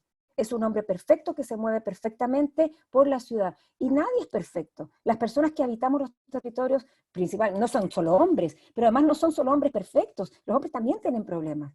Y algunos andan en silla de ruedas, y algunos tienen todos estos problemas de la interseccionalidad que yo presentaba. Entonces, mi mirada feminista tiene que ver con el cuestionamiento de la forma en que hemos sido oprimidas nuestras voces como mujeres para poder, y de muchas otras voces, para poder dar cuenta de estas desigualdades que tenemos. Y el activismo también es muy importante, pero también tiene una relación con eso. Pero yo, desde donde estoy parada, y de donde mi capacidad, yo me sitúo como académica profesional, y lo que yo pienso que mi rol, yo no soy activista de la calle, no estoy participando en eso. No pertenezco, obviamente que tengo mis posturas y salgo y marcho y todo eso, pero yo soy académica, y en esta posición en la que estoy cuestionando la forma feminista, de una manera feminista, la forma en que se construye conocimiento. Coordino un programa de doctorado donde el eje es ese, cuestionar cómo Hoy en día tenemos un problema severo a nivel territorial. Tenemos minas que están siendo explotadas, territorios deforestados, grandes áreas de nuestro país están destruidos por un pensamiento dicotómico que privilegia ciertas formas de producción por sobre otras, ciertas formas de vivir por sobre otras. No están pensando en la reproducción de la vida. La mirada feminista lo que está mirando es cómo nos reproducimos como especie, además. No sé si es muy teórico lo que estoy diciendo. Está súper, súper, súper. Hay otro comentario de Felipe respecto de la discapacidad intelectual. No sé si lo prefieres comentarlo tú. Ahí está. Ya, es una sugerencia de Lorena también. Lo imaginé, sí. Lo imaginé. A propósito... Ahora, como este espacio es súper como amigable, aprovecho de presentar también Felipe, nuestro decano, a Paula, el decano de la facultad, así que ahí puede... Buenas tardes a todas y todos y todes. Bueno, a menudo la interseccionalidad cuando se relaciona justamente con la discapacidad piensa más bien en su enfoque puramente funcional, ¿sí? Y no piensa que en la discapacidad intelectual. En consecuencia, hay un componente cognicrático, ¿no? Muy centrado, dijéramos, en lo cognitivo, más que en la diversidad de nuestras formas de ser humano. Y qué bueno que alegremente dijéramos lo de colonial, las perspectivas feministas han ido incorporando otras perspectivas importantes para analizar no solamente lo antropocéntrico en la vida de las ciudades. Me interesa mucho tu perspectiva, porque además se conjuga con la antropología de la movilidad. Yo trabajo en ecología política de la comunicación y todo lo que tiene que ver con itinerarios es súper interesante, con la movilidad humana, pero también está asociado cómo las distintas formas de ser y vivir nos dan cuenta de una diversidad de sujetos y sujetas, que no todos son humanos. Y a ese respecto me parece muy interesante la parte final cuando planteabas también, por ejemplo, y es uno de los comentarios que hice al final, ¿no? Que tiene que ver con de qué manera pensamos también la movilidad respecto de nuestros propios desechos, ¿no?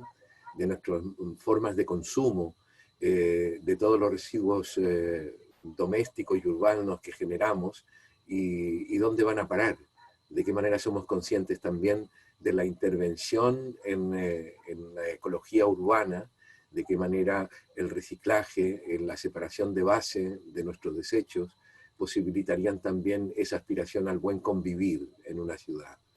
Y respecto de la movilidad, solamente en Valparaíso, bueno, el tema de siempre, ¿no?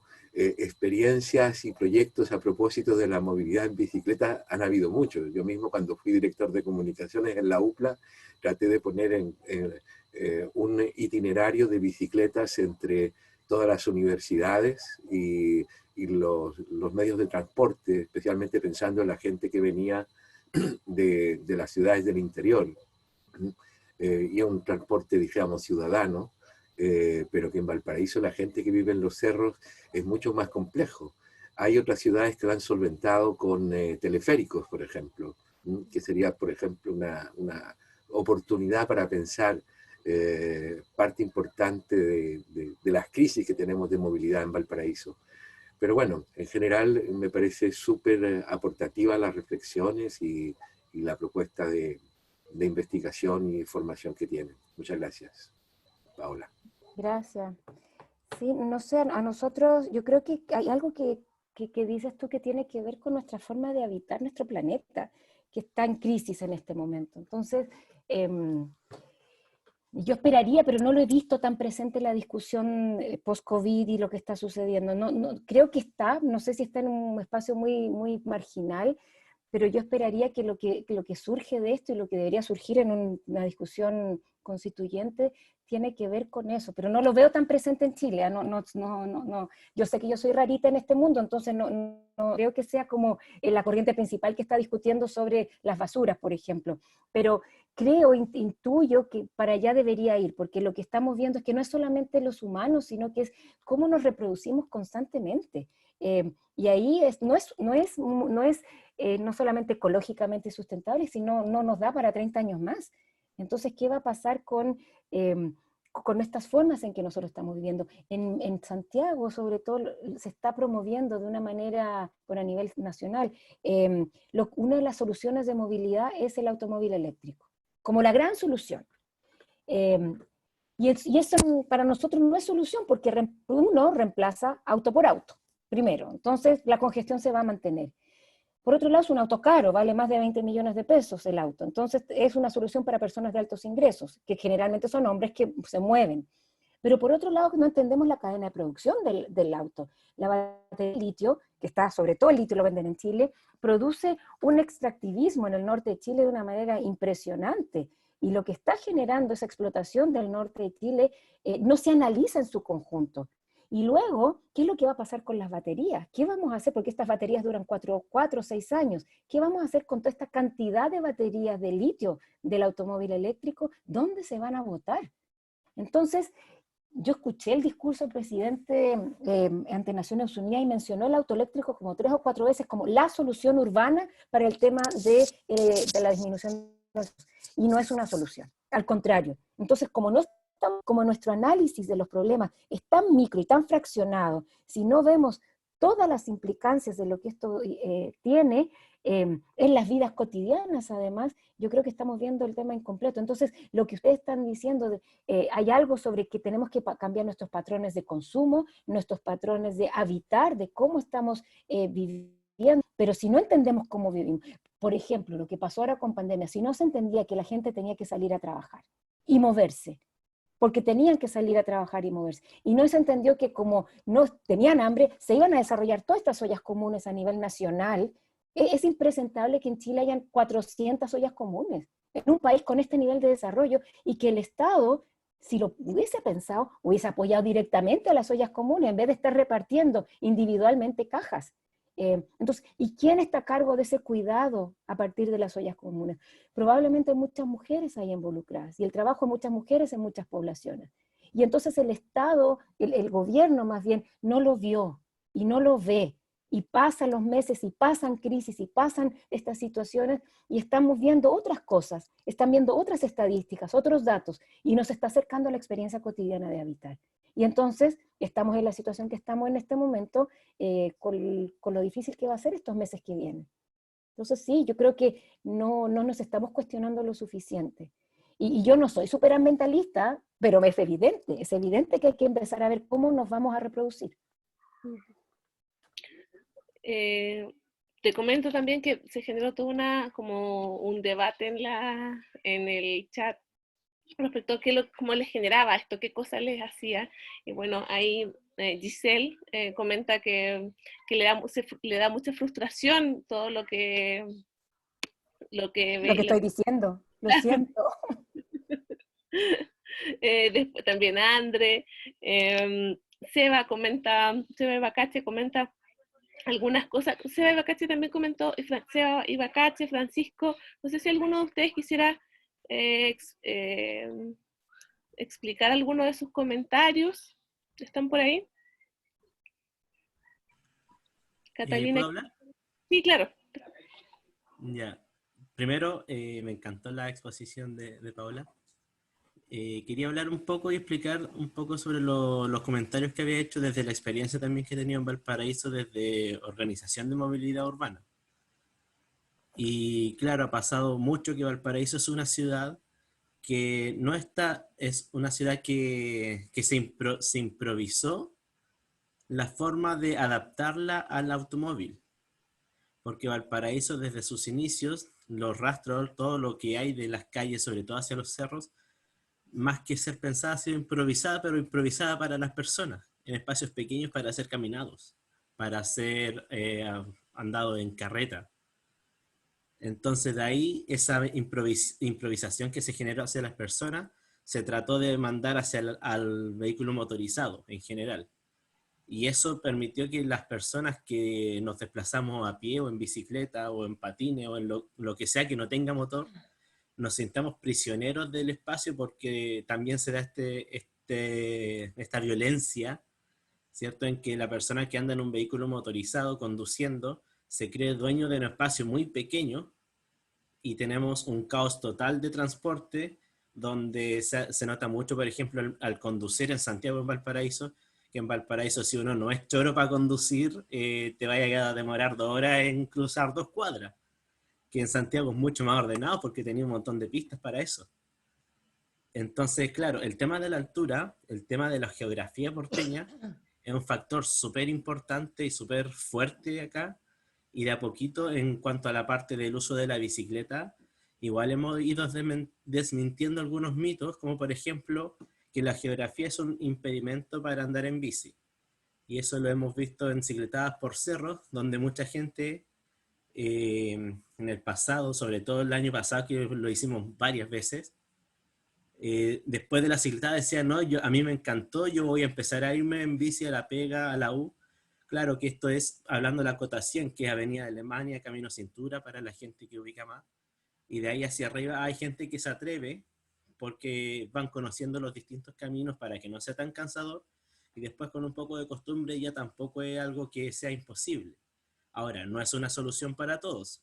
Muy bien se ha dicho por ahí y hemos visto el caso de los adultos mayores, quienes necesitan de los ascensores, que necesitan de que hayan más ascensores funcionales, ahora que se estaba construyendo de nuevo el Villaseca, por ejemplo, que el troleibús, por ejemplo, que es un medio de transporte muy económico, además el primero eléctrico de Chile, por mucho que quieran poner a Santiago como capital de la electromovilidad, el troleibús de Valparaíso es el más antiguo del país.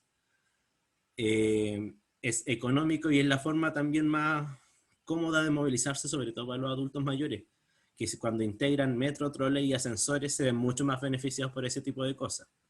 Y también vi un comentario, por ejemplo, sobre lo que ha hecho la ministra, y en general han sido como cosas que han ido, por un lado, presionadas desde organizaciones sociales, principalmente desde Santiago, que es desde donde se mueve el mundo político y el ministerio, porque acá el Seremi de Transporte también poco ha podido hacer. Y también lo que ha hecho la ministra ha sido tardío, el declarar, por ejemplo, el Día Nacional Sin Auto, los talleres de bicicleta como elementos esenciales a nivel nacional, fue algo que se pidió desde el principio, o sea, lo hizo con 5 meses de atraso. Entonces estamos en un contexto en que se está dando todo muy tarde, donde estamos en un país muy reaccionario, y Valparaíso está cada vez más encerrado para las personas que necesitan moverse a pie, que necesitan moverse no motorizadamente. Eso es principalmente lo que quería compartir. Yo quería tomar la palabra también porque no me sentí muy expresada con lo que tú señalaste, Elizabeth, porque no me frustra en realidad la exposición de Paola, la encontré muy buena, excelente. Lo que me frustra es, lo que yo señalé es que hacía la pregunta y que me preguntaba qué les pasa a los compañeros con esta información, a partir de los casos de la vida cotidiana de estas mujeres que deben... digamos, cada día manejarse a contrapelo en una ciudad pensada desde los hombres y para los hombres, donde nos deja afuera a nosotras, deja afuera a la infancia, a la tercera edad, a la juventud, ¿ah? Que requiere de espacio y no los tiene. Y claro, me frustra porque me ha tocado, tengo 3 hijos y he trabajado y cuesta a veces moverse. Y claro, yo lo que rescato es un poco eso de la información que nos entregó del estudio, esta mirada feminista, este análisis, ¿cierto? Y veo que a veces el género masculino le quita un poco la reflexión a ello, porque claramente implica asumir también responsabilidad y a veces no están dispuestos a ello. Entonces, eso es lo que me frustra. Por supuesto, no la exposición que al contrario viene a verificar la realidad cotidiana de muchas que nos tenemos que manejar, como decía adelante, con muchas dificultades en la ciudad. ¿Puedo agregar algo que va en la misma línea de Giselle? Por favor. Vaya, démosle. Que también le puse que a mí también me frustra, estoy muy emocionada en este momento. Gracias, Paola, por tremenda presentación, y creo que es un momento también para sacar el activismo de las mujeres también que observamos esta realidad y no muchas veces lo vemos en la academia, en las instancias donde se toman las decisiones de las políticas públicas, y es un llamado a los compañeros también, porque, o sea, la experiencia que vemos de Silvia, de Gladys, de Gloria, de Camila, nosotras que estamos en los territorios, está lleno, y quizás son las mismas familias de los mismos compañeros que están en este momento articulando los territorios. Muchas veces cuando los compañeros, por ejemplo, por ahí leí un comentario que dice, hoy sí, entonces las ciudades tienen que organizarse de mejor forma, o vamos a esperar a que arreglen los paraderos, o que se acerquen las cosas para que las mujeres no pierdan tanto tiempo en eso. O sea, chiquillos, de verdad es un llamado, porque muchas de las veces cuando ustedes mismos están en las organizaciones, van a una junta de vecinos, están organizándose con los compañeros en organizaciones territoriales, las mujeres siguen desarrollando este tipo de cuidado, y no vamos a esperar hasta que desde el ministerio, o sea, ser ingenieros, no sé, para que desde el Ministerio de Transporte podamos influir en esto. Desde la teoría se puede hacer un cambio, está bien, hasta que cambie este modelo patriarcal, está bien, pero nosotros y nosotras desde ahora, desde este momento, podemos hacernos cargo, y principalmente los hombres, que dejan al cuidado la responsabilidad de su propia subsistencia, de su propia vida, de sus propios hijos, de sus propios cuidados, que están a cargo generalmente de mujeres, que no solamente están a cargo de sus hijos, están a cargo de sus padres, están a cargo de los hijos, que aquí en territorios vulnerables siempre hay personas, no sé por qué, que tienen mayor discapacidad intelectual, cognitiva también, donde las ciudades no están preparadas para nosotros, para nosotras. Entonces, también es como, ya, entonces qué bueno que sepamos esta información, ¿no? También, ya que la sabemos en este momento, ojalá esto que sentimos nos movilice desde ahora en los territorios, desde ahora que seamos capaces de hacernos cargo de los cuidados que hace rato, los hombres en general, porque también hay un sistema que lo promueve, o sea, este sistema te da un trabajo pensado en un hombre que se moviliza de cierta forma, invisibilizando todo el resto. Ya lo sabemos en este momento con tremenda presentación que nos dio Paola. Entonces, desde este momento podemos hacernos cargo, porque ahora, por ejemplo, estamos estudiando y en este momento hay una mujer, una compañera haciéndose cargo de todo lo que nosotros dejamos de hacer por estar en este momento estudiando. Entonces, el llamado es que desde ahora empecemos los cambios, porque ya sabemos la información, se está aplicando desde la teoría, y bueno, eso simplemente. Quizás lo que dices, Andrés, eso es súper importante cuando yo le decía de no individualizar la solución, porque si la individualizamos seguimos nosotros haciendo esa pega, y se resuelve, se va a resolver. Entonces puede que ya se armen lugares para que las mujeres lleven solitas ellas a sus niños, y se sigue cargando la responsabilidad en que las mujeres, o que se haga la remuneración del trabajo doméstico, tampoco resuelve el problema. Porque, y en eso, imagínense, yo he estado en Uruguay, donde tienen un avance impresionante en el tema de los cuidados, impresionante. Yo creo que es el país de América Latina que está más avanzado en los temas de cuidado, pero no tenían contemplada la ciudad, no tenían contemplada la dimensión territorial de los cuidados, y lo que implica que individualizar el cuidado no resuelve el problema. Entonces, cuando me preguntaban sobre mi postura de feminista, tiene que ver que hay, lo que dices tú, se requiere una transformación. Y no es solamente en nuestros compañeros, es una transformación de la sociedad, porque estos cuidados se tienen que colectivizar, no dependen solamente de otra mujer que haga el mismo trabajo, o esta cadena de cuidados que las hacen más mujeres, es cómo la sociedad se hace cargo de eso. Y eso incluye nuestras parejas, incluye nuestros padres, incluye los niños que estamos criando. La forma en que se crían los niños también en el colegio es para que las niñas se siguen dando entre ellas, y que las mamás se hagan cargo del cuidado de las niñas. Y los niños están jugando Pokémon Go y conociendo la ciudad y moviéndose súper bien, mientras las niñas usan el celular para decirle a la mamá que estoy bien. Entonces, ¿cómo todo eso implica una transformación en nosotras las mujeres también, de empezar a soltar, a delegar, a exigir más que a delegar, a exigir tanto en nuestros compañeros como en las políticas públicas que nos siguen siendo asistencialistas, en que las mujeres sigamos haciendo todo este trabajo de los cuidados. Y las ciudades que tienen que abrirse y democratizarse. Claro, y bajo lo mismo, por ejemplo, a mí me pasa, y así como súper como desde lo individual, yo me reconozco como mujer y soy súper castrante con mi propia movilidad dentro de la ciudad. En el sentido de que, por ejemplo, yo no me muevo después de cierta hora en Valparaíso sola, por ejemplo. Y yo misma me pasa eso por todo lo que han dicho. Nunca lo había teorizado de la forma en la que lo teoricé hoy día. O sea, entendía que era claramente por un tema claramente patriarcal de que me puede pasar algo que no es solo que me vayan a robar, sino que me puede pasar un montón de cosas más. Pero hoy en esta presentación pude entender mucho más allá de cómo yo misma castraba mi propia movilidad dentro de un territorio y también como muchas otras compañeras que les veía ahí las caritas hermosas, también les hizo mucho sentido eso, o al menos eso percibí. Entonces también, por lo menos yo me voy con ese aprendizaje y ese cachetazo mental que me estoy pegando en este momento de yo misma me estoy coartando y también lo mismo de yo por mi cuenta no puedo hacer un cambio, pero cómo colectivizo mi lucha con otras cabras que están en la misma que yo y cómo nos colaboramos. Y también ahí habían unos cabros que habían pedido la mano en el chat, que también yo creo que, y espero así desde el fondo de mi corazón, que también les hizo mucho sentido eso. Porque no es solo, por ejemplo, cómo yo delego mis cuidados, por ejemplo, de un hijo o no ejerzo labores de cuidado dentro de la casa, y mi movilidad es mucho más simple. No solo en un tema de transporte como tal, sino que incluso mi movilidad en tema de horario para un ente masculinizado es mucho mayor. Porque incluso yo, por ejemplo, soy mujer cisgénero. Y por lo tanto sé que, por ejemplo, mi expresión de género no necesariamente va a ser atacada como puede ser atacada la de una persona que es no binaria. O de una compañera que es trans. Que también se exponen a otro tipo de violencias dentro de la misma movilidad que estamos hablando.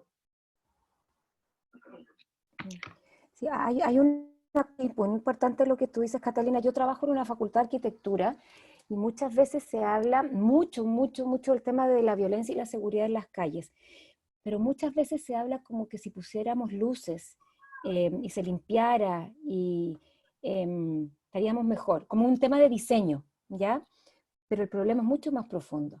Entonces no es solamente que nosotros nos sentimos vulnerables en las calles, es cómo transformamos a las personas que nos están agrediendo en las calles y cómo empezamos a comprender mejor esta forma en que pensamos como sociedad sobre nuestros cuerpos y que se requieren transformaciones importantes, ¿sabes? No solamente las relaciones entre hombres y mujeres, pero todas estas otras relaciones que tú dices, cómo educamos a nuestros hijos para que se cuiden entre ellos.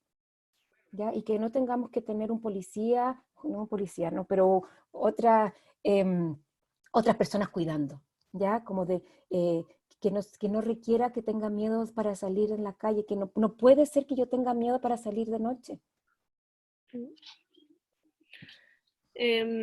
Voy a dar algunas palabras que estaban en deuda, creo que Seba y Bacache y luego Geraldine.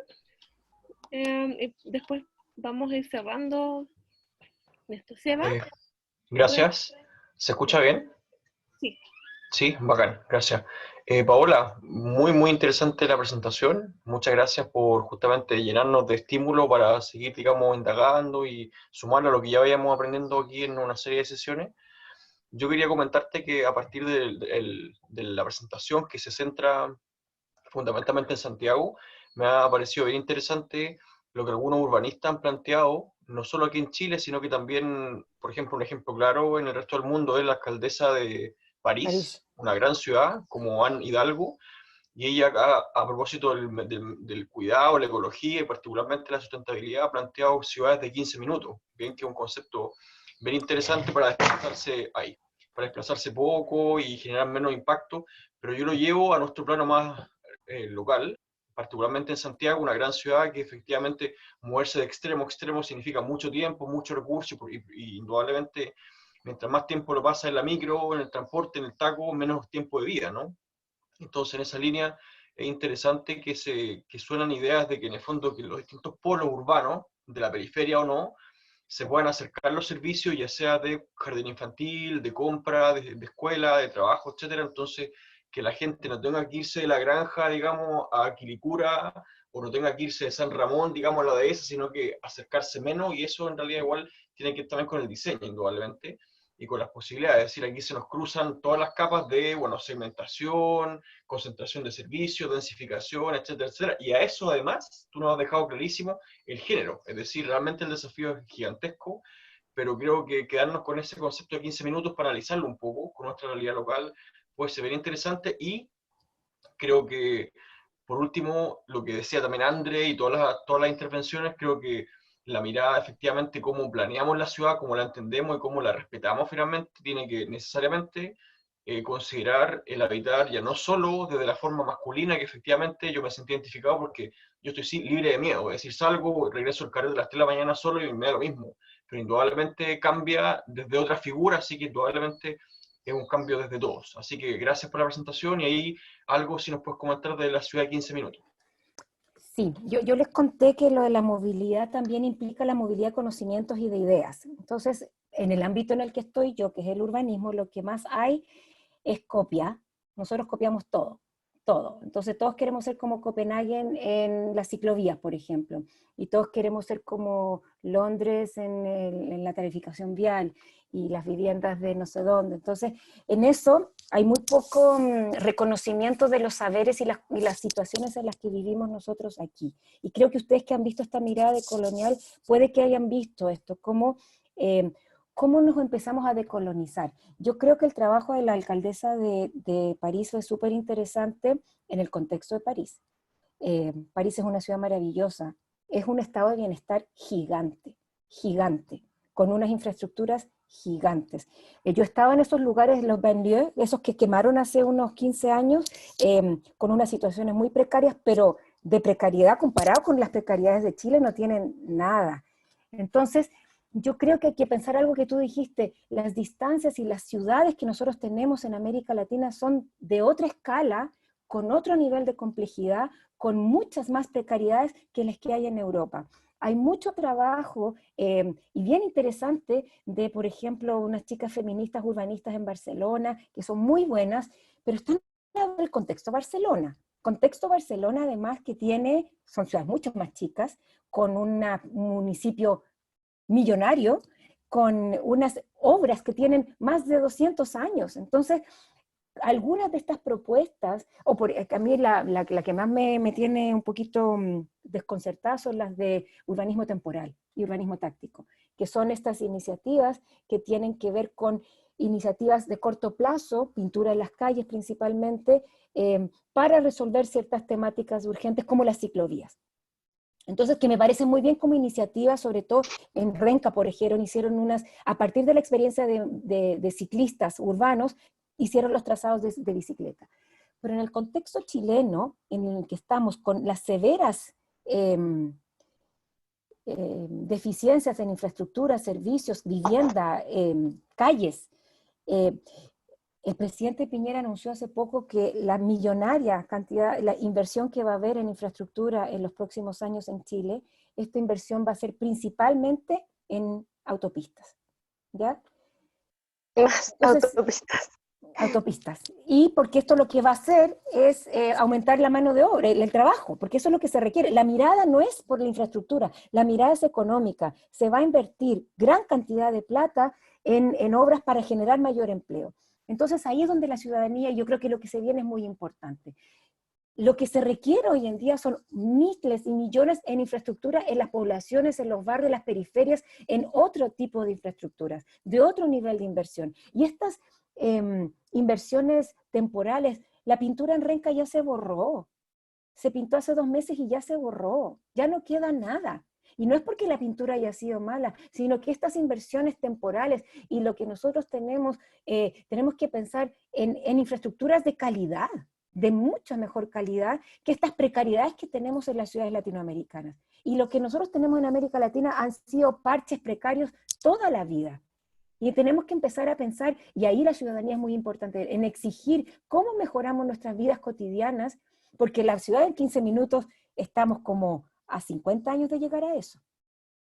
En Providencia, en Vitacura, sí, sí, y ya sucede. Salió un mapa el otro día donde en Santiago se podía vivir en 15 minutos. En regiones puede que eso en algunas partes sucedan, pero creo que Concepción, Valparaíso, Santiago no tienen ciudades de 15 minutos por las infraestructuras deficitarias que tenemos. Entonces, yo creo que hay un trabajo bien importante de situarnos, a ver, ¿dónde estamos en Chile? Ojalá pudiéramos llegar caminando en 15 minutos a todas partes, pero en el contexto actual eso requiere una ciudadanía súper presente de exigir otro nivel de inversión. Pero Piñera lanzó esta inversión en infraestructura y nadie ha dicho nada. Nadie ha dicho nada. Nunca se ha cuestionado qué va a pasar con esa infraestructura. Y son millones, pero como va a ser para empleo, pasa piola. Entonces, yo creo que hay harto que empezar a ver esta circulación de conocimientos y ideas que tú dices que ojalá sería fantástico, pero ¿cómo contextualizamos estas ideas que vienen de otras partes en las realidades latinoamericanas y en las realidades que estamos viviendo? Porque lo que ha evidenciado es que tenemos 30% de informalidad en este país, un sistema muy precario, personas que están viviendo vidas muy precarias. Y yo creo que eso implica un nivel de cuestionamiento de realmente empezar a llegar de otras maneras. Así que no sé si a mí el tema del urbanismo temporal me apasiona, me gusta mucho. Creo que en términos temporales podría ser la primera etapa de infraestructuras más permanentes a largo plazo. Pero se tiene que pensar todo en largo plazo. ¿Y de dónde va a salir la plata? Porque, por ejemplo, en Estados Unidos, donde surge el urbanismo táctico, el sistema de planificación es que tú el primer año pruebas algo y luego está la plata para ver si eso se vuelve permanente o no. En Chile nosotros se va a quedar la pintura y ya se desapareció la pintura y se acabó la ciudad. Eso es lo que a mí me preocupa. Entonces, yo creo que la idea de los 15 minutos es súper potente, pero implica exigir, no exigirle a los ciudadanos, a los habitantes, cómo entonces mejoramos, no sé, andamos más en auto, mejoramos nuestra movilidad, sino cómo mejoramos las estructuras en general para llegar a esas formas de habitar. Pero me parece muy interesante hablar de eso. La última intervención, Geraldine, que había pedido la palabra, y con esto cerramos. Lo siento, toda la actividad que fue por el chat, que es maravillosa, como muy, muy linda y llena de comentarios. Así que, Geraldine, ¿estás por ahí? Aquí estoy, ahora con micrófono, gracias. Muchas gracias a Pau y también a todos los compañeros, todas las compañeras que han pedido la palabra porque ha sido realmente algo muy fructífero. Yo quiero hacer un comentario en dos vías. Una es este análisis de género, lo encontré muy interesante. Por otra parte, yo he estado tratando como de cuestionar también esto. Y según mi entender es más bien un problema del capital.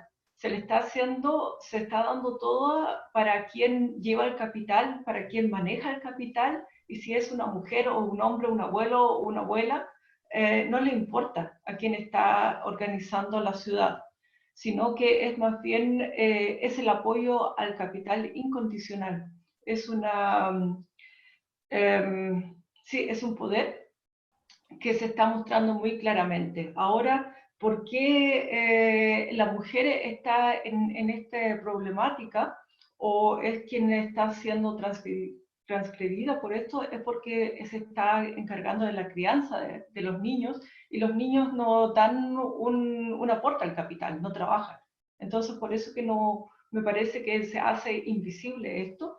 Pero para cortar lo que quería decir, yo creo que va más bien todo apunta a una organización de comunidad, como también se hacía en los pueblos aborígenes, donde no solamente la mujer se encargaba del niño, también el hombre tiene sus responsabilidades y la comunidad se encarga de los niños, o los niños también tienen algunas tareas, o como en Valparaíso también el TAC hace muchas organizaciones donde los niños cuidan sus plazas, donde los niños también tienen actividades comunitarias. Y eso, implantar la comunidad más en el desarrollo de población, desarrollo de barrios, desarrollo de ciudades, eso sería quizás como una solución, un bosquejo de una solución. Podría ser, pero yo estoy de acuerdo que el sistema capitalista genera muchas desigualdades y muchas opresiones, pero si se acabara el capitalismo no se acaba el machismo, no se acaba la opresión contra las mujeres, porque eso existe desde antes. Y yo creo que eso hay que cuestionarlo un poquito más. Entonces, creo que efectivamente el sistema capitalista exacerba ciertas cosas, mucho, pero todo el sistema viene desde la organización mucho antes. Entonces, más bien, también hay que cuestionar, por eso es que es muy importante algo que decía, creo que es André, de cómo generamos una mayor transformación en las relaciones que tenemos. No es solo, estoy de acuerdo que sí se exacerba y se empeora, pero, y hay muchas, también hay muchas organizaciones indígenas que también tenían sistemas patriarcales, entonces también hay que empezar a cuestionar un poquito, no creo que se va a acabar el machismo con el fin del capitalismo. No es la única, es más severo. Y es severo porque cruza formas de pensar. Es eso lo que es bien importante entender. Esta forma dicotómica de pensar viene desde antes. Entonces, y separar el cuerpo de la mente, yo creo que eso ya es fundamental. Y en eso sí, lo que ustedes han visto sobre las teorías decoloniales, si pueden leer el trabajo de la Silvia Cusicán, que es muy interesante porque que es boliviana, yo creo que esta división que hemos tenido de mente y cuerpo nos ha generado estas problemáticas severas que tenemos ahora. Sí, entonces va más allá. no quiero que me malentiendas, no quiero decir de que no haya aquí un problema también de que el hombre asume, está muy claro, en la sociedad como la tenemos ahora, el hombre no asume el rol de crianza. Por eso que yo pienso en algún modelo que sea nuevo. Claro, el capital tenemos el capital ahora, y también es una parte que el capital siempre se ha pensado desde el punto de vista de un hombre. Yo veo que ahora nos falta un solo minuto, entonces todos vamos a desaparecer. Te quiero dar las gracias y bueno. Gracias a ustedes, muchísimas gracias por sus preguntas, sus comentarios. Muchísimas gracias. Ya, gracias. Buen fin de semana. Una última cosa, les voy a comentar que la próxima semana, ya ni me veo como que llegó la No hay. La próxima semana sí hay, y tenemos un conversatorio muy bacán, que también es una sesión abierta de dirigentes, 5 dirigentes de campamentos, todas muy potentes, que se están ellas organizando para venir y plantear este conversatorio sobre mujeres en asentamientos populares y la autoconstrucción, con poder popular y todo como el movimiento de pobladoras dentro de los campamentos. Así que eso, las dejo y los dejo invitados. Bueno, la próxima semana vamos a estar con eso. Así que, bueno, nos vemos y eso va a ser justo antes del plebiscito.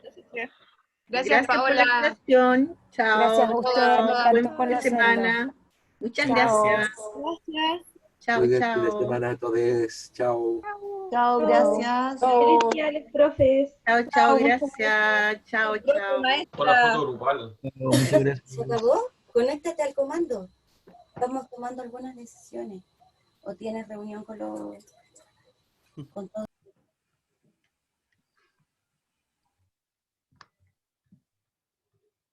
Pónganse las pilas los chiquillos. Estamos todos interpelados.